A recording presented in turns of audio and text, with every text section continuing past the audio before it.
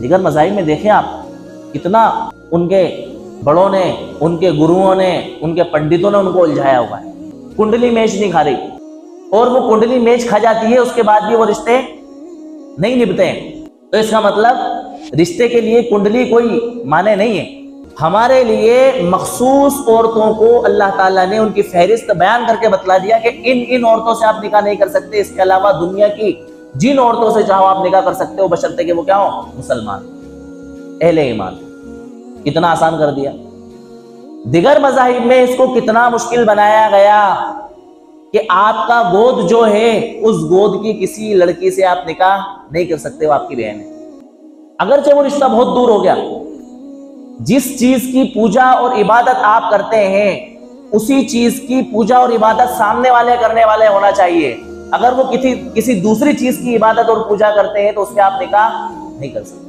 आपकी कुंडली मैच खाना चाहिए, आपके माँ बाप की कुंडली मैच खाना चाहिए, आपके और दूसरे बहन भाइयों की कुंडली आपस में क्या खाना चाहिए, मैच खाना चाहिए।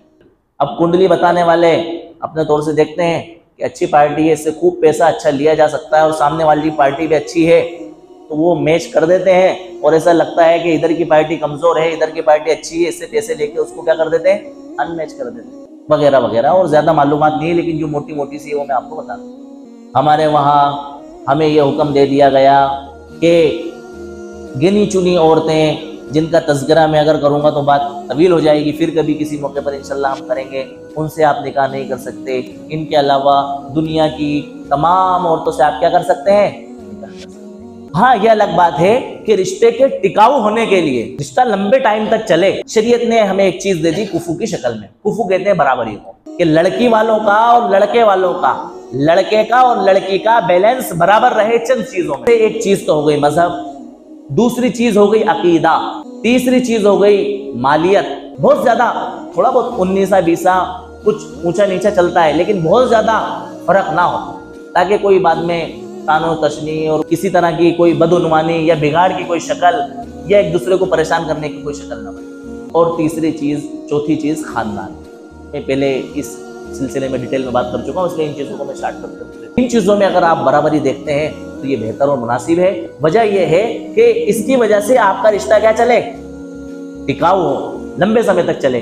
वरना बाज मर्तबा ये चीजें बीच में हाइल हो जाती हैं और रिश्ते के टूटने का जरिया और सबब बन जाती है। बदअकीदा औरत आप अपने घर के अंदर ले आए, आपके घर में माहौल नहीं है। फर्ज करें कोई खातून आपके घर में ऐसी आ गई कि उसको 11वीं शरीफ करना है, 11वीं करना है, क्या करना है, आपके घर में माहौल नहीं, आप इस चीज को पसंद नहीं करते। अब वो जिद पे है कि मुझे क्या करना है, 11वीं करना है, या मुझे फातिहा करना है, या मुझे और कोई काम कुंडे भरना है। अब आपके वहां तो ये कल्चर नहीं है, लेकिन उसके वहां ये कल्चर था, वो बजिद हो गई।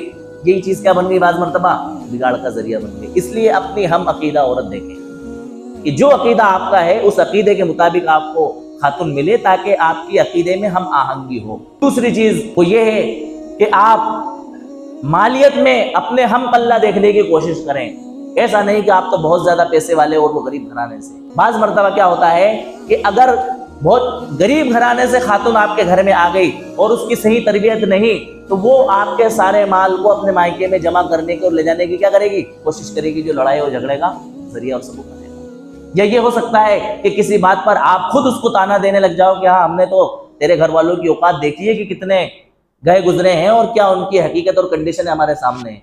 ये चीज आपस में बिगाड़ का जरिया और सबूत बन जाती है। इसलिए आप अपना हम पल्ला देखने की कोशिश करें, जरूरी और वाजिब नहीं, कोशिश करें, ताकि इसकी वजह से एक दूसरे को कोई ताना और कोई गलत बात कहने का मौका ना मिले। नसब में भी आप अपने हम पल्ला देखें। भाई नसब ये कोई चीजें हमारे वहाँ इस्लाम में अहमियत नहीं रखती हैं। हमारे वहाँ तो तकवा, अल्लाह का डर, अल्लाह के अहकाम पर चलना, शरीयत और सुन्नत के ऊपर चलना, ये अहमियत रखता है।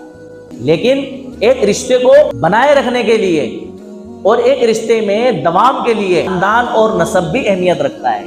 बाज मर्तबा किसी छोटे नसब की औरत हमारे घर में आ गई तो आप नहीं, आपके घर के लोग हो सकता है उसको ताना मार दें। या बहुत ऊंचे खानदान की औरत आप लेकर के आ गए और आपका खानदान एक मीडियम खानदान है, मीडियम फैमिली से आप ताल्लुक रखते हैं, तो हो सकता है वो अपने खानदान का गुर्रा आपको दिखाए और वो बड़ी बड़ी बातें करे कि मैं तो ऐसे खानदान से हूँ, मैं तो अशराफ से हूँ, मैं तो सैयद हूँ, मैं किन कंजरों में आके फंस गई, वगैरह वगैरह। और फिर वो लड़ाई का और सारी चीज़ों का जरिया और सबब बने।